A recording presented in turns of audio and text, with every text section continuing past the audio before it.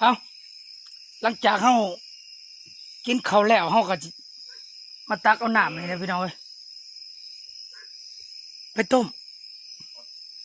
กินเพราะว่าน้ำบ่สะอาดน้ำเขาถือมาแต่บ้านก็เบิดแล้ว ตอนนี้เขาก็ยังอยู่เขตผู้แทนคือเก่านะจากนั้นเขาก็จะเดินขึ้นสันผู้แทนเลาะชมวิวบรรยากาศงามๆย่ำแรงแล้วก็เลาะไปกับนายพรานสี่คือเก่าให้นายพรานสี่พาเลาะไปหาดักกระหอกย่ำแรงๆพี่น้องเลยนี่น้ำบอนเขาเสียวน้ำในถ้ำนี่มันใสสะอาดดีแต่ว่าน้ำตัวนี้น้ำข้นอาบนะต้องจะมาเอาในถ้ำไปต้มมันใสดี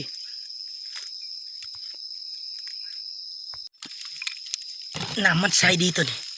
แต่ว่าเราจะเอาไปต้มก่อนคันเราดื่มโหลดบ่ได้พี่น้องเก็บท้องคันเราบ่เอากับบ่มีทางเลือกเพราะว่าเราอยู่ในดงในป่าเราบ่มีน้ำกินเราก็ต้องเอาไปต้ม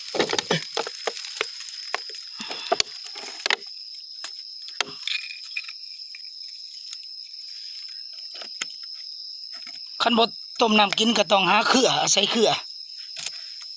อยู่ป่ามาตัดเอาน้ำเขื่อกิน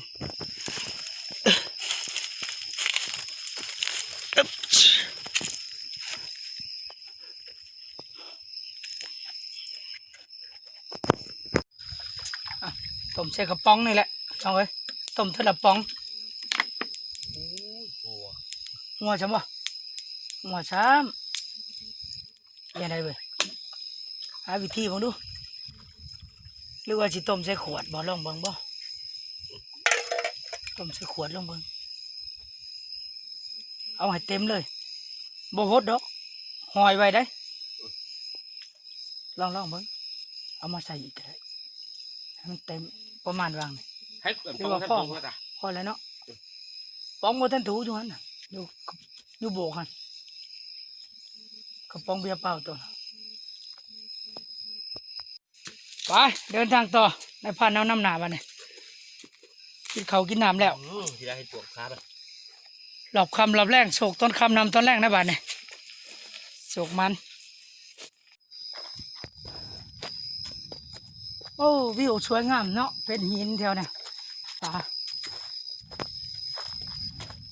หยาบก็มีพี่น้องแถวเนี่ยหยาบแต่ว่าเอามันบ่ได้มันเขาหรือหินมันแล่นเขาหรือหินเบิดหยาบมาถือกินแล้วพี่น้องเด็ดกินแลนมาจาก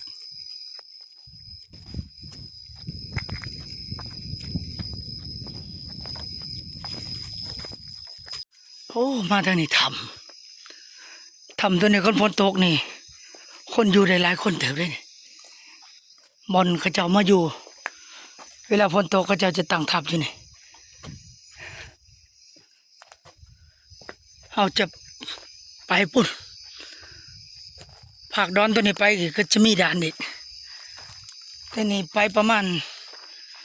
ลักกลัวเราจะเดินเราจะย่างไปแล้วเราจะเลาะขัวมาเลย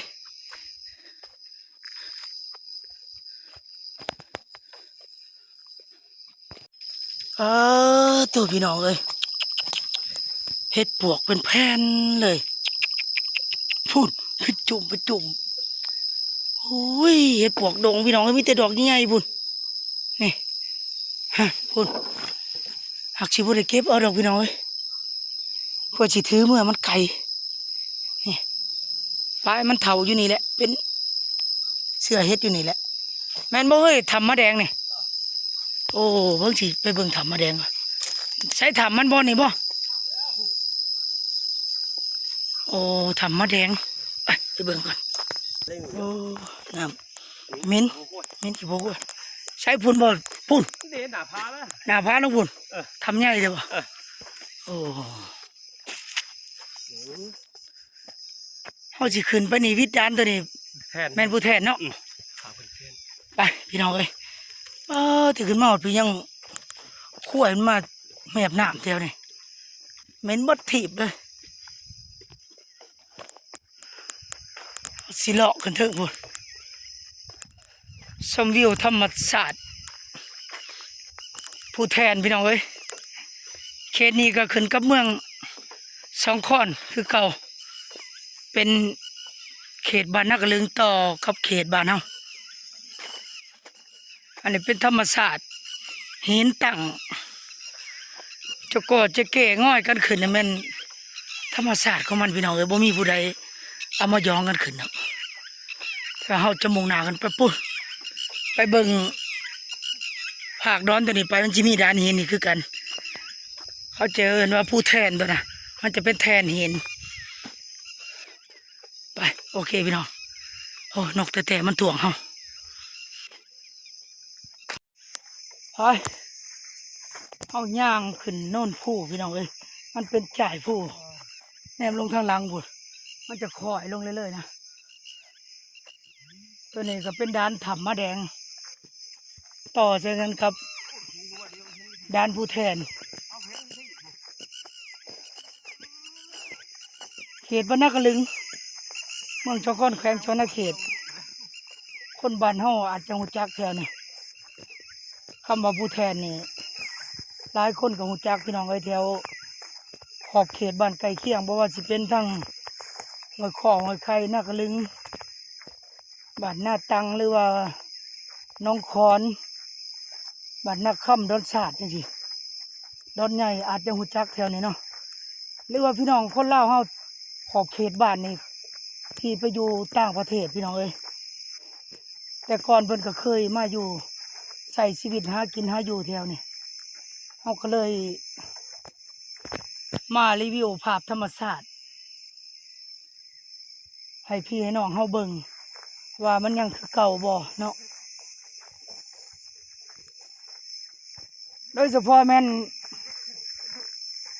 ไอ้ใหญ่ทั้งฝรั่งเศสเนาะทั้งใหญ่ไล่เฮาเด้อคันเขามาเบิ่งแล้วก็ชมเบิ่งเนาะว่าดินแดนที่อ้ายเคยมาทำมาหากินแถวนี้ว่ามันยังคือเก่าบ่เนาะนี่อันนี้มันด่านถ้ำมะแดงเขาจะย่างกันถึงพุ่นไปใส่ผู้แทนด่านผู้แทนดีอันนี้เป็นหน้าผาลงไปกับหลายเมตรเติมเนาะแน่มองปุ้นลงไปสิเป็นเหวลงเลยเป็นหน้าผาถ้ำมะแดงแต่ว่าถ้ำมะแดงอยู่พุ่นอยู่ใต้ทั้งข้างๆด้านตะวันออกเนาะป่าใหม่ก็ยังสวยสดงดงามอยู่เป็นผาหินไปเลยแต่ว่าเขาจะข้ามดอนตัวนี้ไปทางไหนไปหาด่านผู้แทนพี่น้องไปโอ้แม่นบ่เคยอยู่หูแง่นี่โอ้มันออกได้นี่หูมันออกเนาะมันเข่าแล้วบ่ลือออกตัวนี่ของเข่าเลยมันนี่เสียงนั้นคนคือหูมันไข่โอ้ขนาดแล้วขุดมันเลิกไร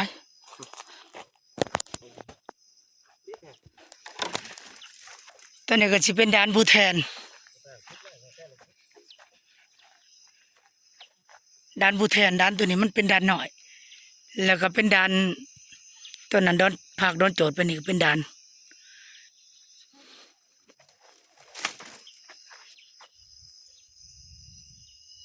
ผู้แทนแทนไปพาพี่น้องไปเบิ่งแทนเป็นจังได๋เพิ่นจะเอิ้นผู้แทนไปเบิ่งผู้แทนพี่น้องมันมีเอกลักษณ์ของมันมีสัญลักษณ์เพิ่นจะเอิ้นว่าผู้แทน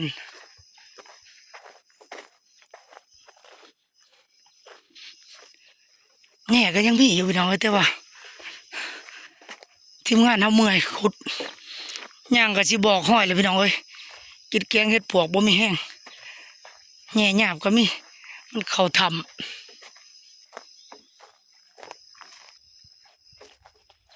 โอ้ห้อยข้วยของชาวบ้านมากินยาแท้นี่ข้วยพันนักกระลึงนะโอ้แล่นบุญหยาบบ่หรือแง่เห็นแต่แล่นกระตินเลยเว้ยโธ่แล่นไปกี่นี่แวบลงนี่โอ้นี่แล่นเข้าหูตัวนี่พี่น้องเอ้ยหูนี่เกี่ยงนี่หูหยาบแล่นเข้าไม่ไหมนี่ นี่หูแอวมันนี่เอามันบ่ได้มันอยู่ในหูเหลือมีน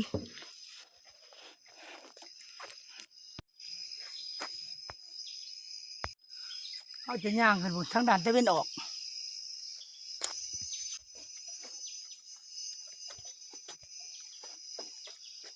อันนี้ก็จะเป็นหินธรรมศาสตร์เลยโอ้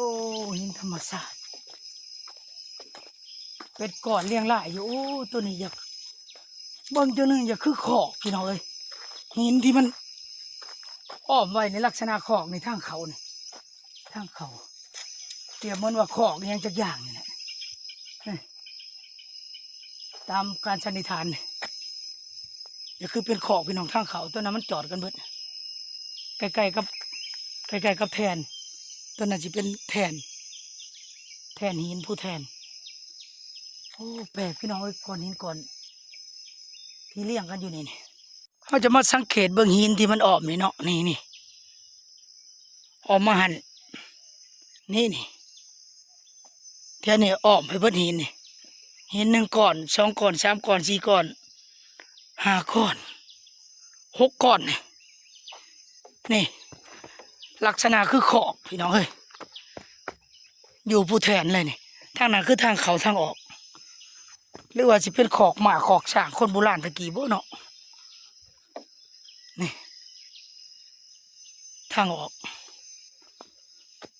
แล้วก็มีทางนี่ทางออก2 ปล่อง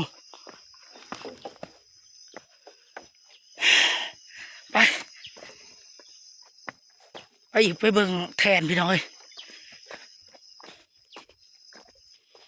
ที่มาของผู้แทนเป็นหยังจังเอิ้นว่าผู้แทนเนาะย้อนว่ามันมีสิ่งนี่พี่น้องเอ้ยโอ้ยเที่ยวแน่เพียงทางหน้าบ่ทางนี้เป็นโบกหินมีน้ำขังอยู่แต่ว่าน้ำนี่มิ้นโอ้ไม่ยังบกบกับปลาเลยลงน้ำนี่มิ้นแห้งขนาดพี่น้องเอ้ยเพราะว่าข้วยก็จะมาอยู่ข้วยมาลงแมบแถวนี้มิ้นแห้งตัวนี้ก็เป็นน้องนี่มีแต่พักแหวนน้ำนี่ดำมียังมีพักแหวนมีหญ้าแล้วมียังมีแหน่บ่หรือมียังประมาณนี่แหละพัมบ่หรือยังนี่พี่น้องที่นี่เขาแนมเห็นนี่ตั้งขึ้นไปแทนนั่นแหละ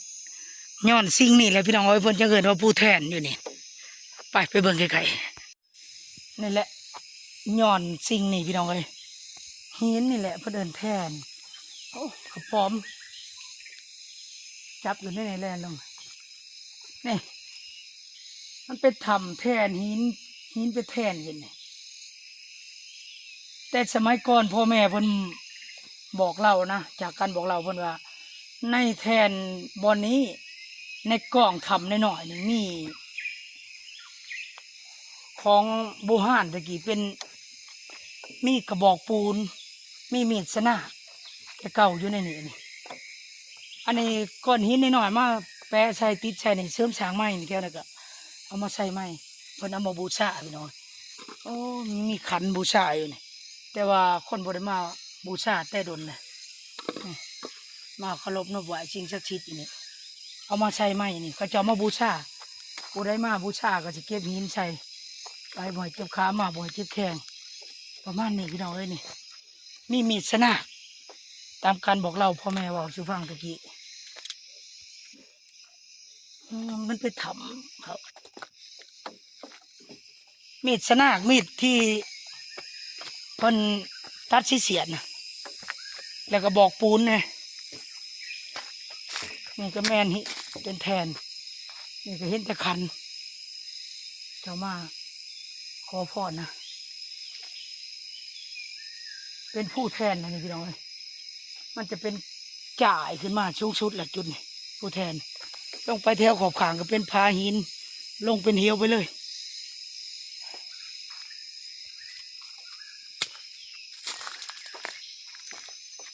อันนี้มันหินปนบูชาเอาก็ได้เอาขอบอกเจ้าเป็นเจ้าทาน เจ้าผู้แทนไปบ่ให้เจ็บขามาบ่ให้เจ็บแข้งในลูกหลานก็ได้ให้อยู่ดีไม่แห้งมาขอคบนบกินให้โชคให้มันมาขอเต่าขอแล่นสิเลาะครัวแล่นเมื่อนี่ผู้ขามาขอชัดมีหัวตัวมีเลือดมากกับพันสี่สิเลาะลงจ่ายนี่เลยบ้านี้ให้โชคต้นคำนำต้นแรงได้เอาโอเคพี่น้องเอ้ยเขาก็สิเลาะลงเลยอันนี้คือที่มาของผู้แทนเนาะเอาสิเลาะกลัวหาอยู่หากินลงไปพุ่นเลยตัวตะเว้น3 โมงกลัวแล้วนะแต่ว่าแดดยังจ่าอยู่ยังหอนอยู่เบิ่งเหงาเนี่ยแตกเลย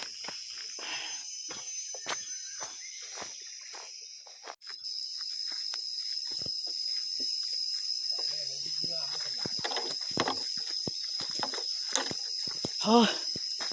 ย่างสิบอกห้อยแล้วบ้านนี้เมื่อยโศกต้นคำนำต้นแรกในเต้คือมิดสอยหม่อยบ่มีวีแววเลยพี่น้องเอ้ย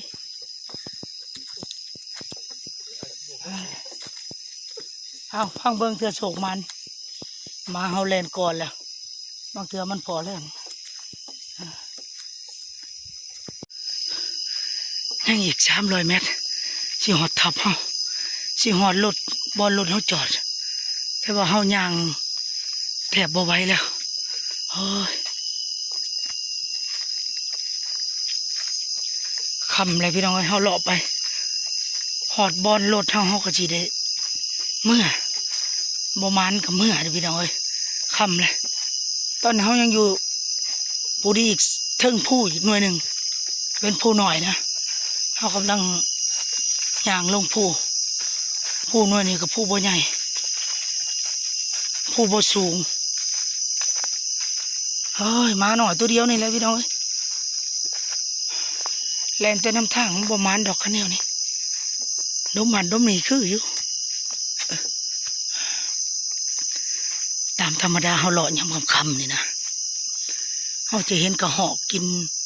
หมากไม้ผ่านมาเฮาก็พอหมากยางหมากยางลายอยู่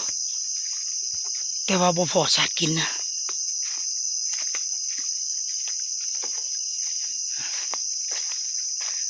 ให้ผ่านเฮาจอบไปก่อนเฮาย่างน้ำหลังนะเฮ้ยโอ้ยหิวน้ำก็เพราะหิวน้ำพี่น้องเอ้ยปากจนเผาแล้วน้ำเบิดกินแต่ว่าน้ำอยู่ในรถเฮายังอยู่อดสายยางชาหมดรถเฮาใครแน่แต่ยางลงผู้ขันยางขึ้นนี่บ่รอดแน่พี่น้องเอ้ย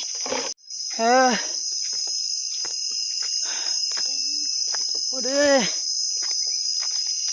หอดทับหอดรถยางเกือบบ่ออกห้อยพี่น้องเอ้ยยังบ่นำกินเอาในรถใครแน่แต่น้ำยังพี่น้องเอ้ย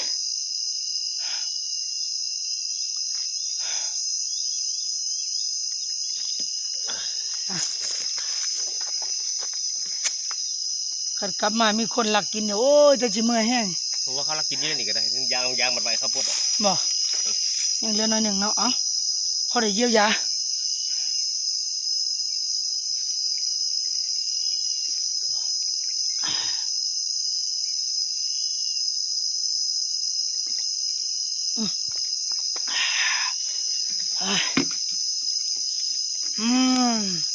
ไป จะหมดเฮือน